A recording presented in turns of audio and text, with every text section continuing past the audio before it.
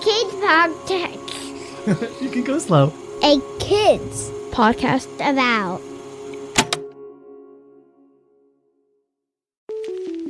Hi, I'm Matthew. I'm the head of audio at A Kids Co. We love having your voices on our shows, and we also love sharing our books with the world. So today I'm inviting you to share your voice. And if your voice ends up on one of our future shows, I'd like to send you some books as thanks. Deal? Deal. Write to me at listen@akidsco.com or record me a message and email it to me with your grown-up's permission, of course. You can share a cool fact you know. You can tell us about a memory with strong emotions you remember. You can ask questions about the topics of our books. That's listen@akidsco.com.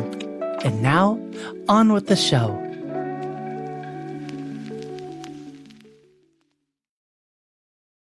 In early May 2022, Disney announced the casting of the highly anticipated series adaptation of Percy Jackson and the Olympians.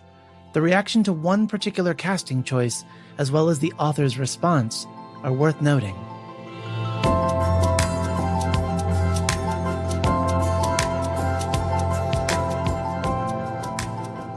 Rick Riordan's Percy Jackson and the Olympians series kicks off with the title character discovering he is actually a half-blood, born from a Greek god and a human mother. Further complicating matters, a prophecy tells of a half-blood of the big three, Zeus, Poseidon, and Hades, coming of age and determining the fate of all of Olympus, including the very future of the pantheon of Greek gods and goddesses. The series is an adrenaline rush. As a librarian and a dad, I can tell you that it's a book series that makes readers out of kids who may not have thought of themselves as readers before. There are 5 books in the main series and numerous other book series in the world that Riordan has created. If you've read one Percy Jackson book, there's a strong chance you've read all of the books. The series is just that compelling. The first book, The Lightning Thief, was released in 2005, and a movie adaptation followed in 2010 that notoriously disregarded major plot points and details of the book. Nevertheless, a movie adaptation of The Sea of Monsters, the second book in the series, released 3 years later. This time, there were inconsistencies spotted as soon as the movie trailer was released. Needless to say, the movies were unsuccessful, and there would be no more movie adaptations. However, the books continued to sell well, so much so that Riordan was given the opportunity to start an entire imprint where he brought in other authors from diverse backgrounds to share their fantasy stories, cultures, and adventures through engaging, gripping books. And now Disney Plus has announced that they will be doing the Percy Jackson and the Olympians series next year, 2023. The school librarian in me wants to book talk each and every one of these books to you, but alas, that's not why we're here today.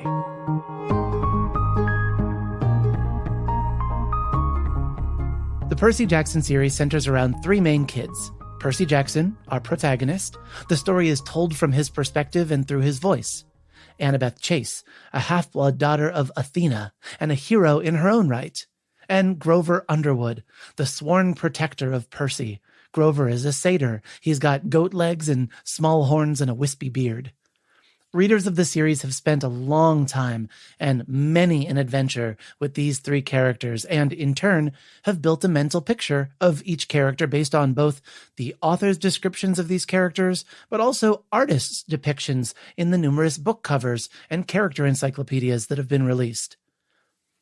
So when Disney announced the actors playing the 3 lead roles in the Percy Jackson and the Olympians series, a number of outspoken individuals took issue with the casting of Leah Jeffries as Annabeth Chase. Leah Jeffries is Black, and the character of Annabeth has been described in the books by the author as being white. What does this matter? Well, to author Rick Riordan, it doesn't. Quote, Leah Jeffries is Annabeth Chase, said Riordan in a blog post on his website published on May 10, 2022. Leah brings so much energy and enthusiasm to this role, so much of Annabeth's strength. She will be a role model for new generations of girls who will see in her the kind of hero they want to be. End quote. What do you do when decisions are made that do not match your expectations? And what boxes do we sometimes place those expectations within, not allowing any room for otherwise?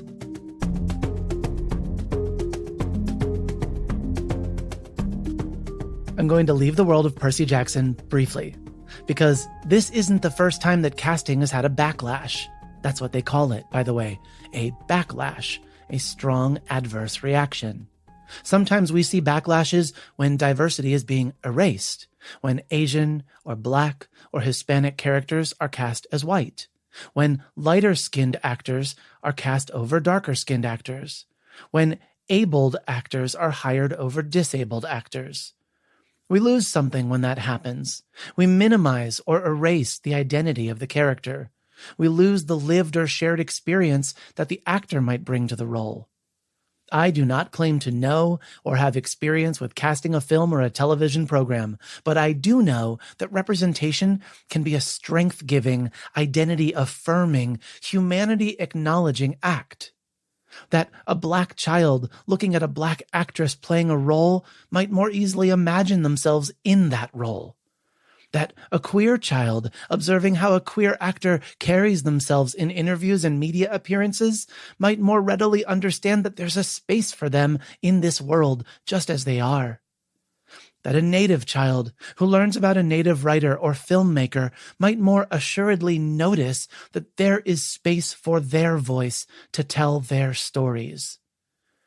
So in 2020, when Halle Bailey, a Black actress, was cast as Ariel in Disney's live-action remake of The Little Mermaid, and a portion of the public reacted negatively, we can look at that moment and see people equating different with bad, instead of allowing different to shift away from expectation and open our eyes to bigger possibilities where more children have the opportunity to see themselves reflected. And just last week, as Disney announced Echo, a spin-off series of the main character introduced in Hawkeye, and a number of loud voices took to complaining that they wanted more of Matt Murdock, aka Daredevil, and less of Echo, that this complaint meant the erasure of an indigenous, deaf superhero. It can be upending when a decision results in something different from your expectation, but different is not the same as wrong.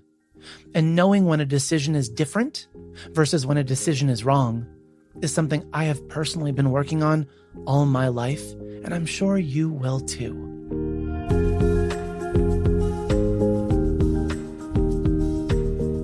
Back to the fabulous Leah Jeffries and how she is going to absolutely own the part of Annabeth Chase.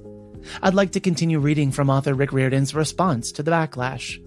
Quote, "Some of you have apparently felt offended or exasperated when your objections are called out online as racist. Quote, but I am not racist, you say. It is not racist to want an actor who is accurate to the book's description of the character.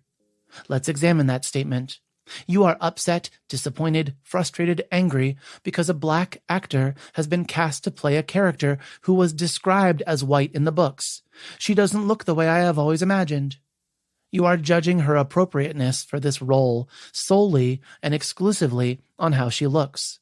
She is a Black girl playing someone who is described in the books as white. Friends, that's racism. This will be an adaptation that I am proud of, and which fully honors the spirit of Percy Jackson and the Olympians, taking the bedtime story I told my son 20 years ago to make him feel better about being neurodivergent, and improving on it so that kids all over the world can continue to see themselves as heroes at Camp Half-Blood." End quote. I love that response from Rick Riordan. I have not read a children's book author responding in such a way, confronting these criticisms and standing up for justice and truth. So, here's your homework. Look for yourself in the characters you read in books and in the actors who play characters in films and on TV. Can you see yourself? Can you see kids that look like you? Can you see families that look like yours? Can you see communities that are similar to what you see on your trip to the grocery store? Ask yourself, who don't I see? And why don't I see them? There's opportunity here for us all to celebrate. We all win when more voices are heard and more people are seen. Let's not be limited by our expectations. Rather, let's build worlds from all of the possibilities before us. I'm Matthew, and this is Worth Noting.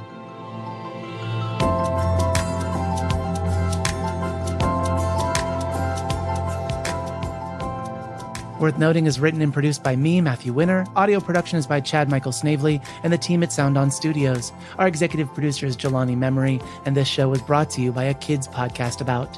If you've enjoyed the show, consider giving us a rating or review on Apple Podcasts. And of course, you are always invited to listen to other podcasts made for kids just like you by visiting akidsco.com.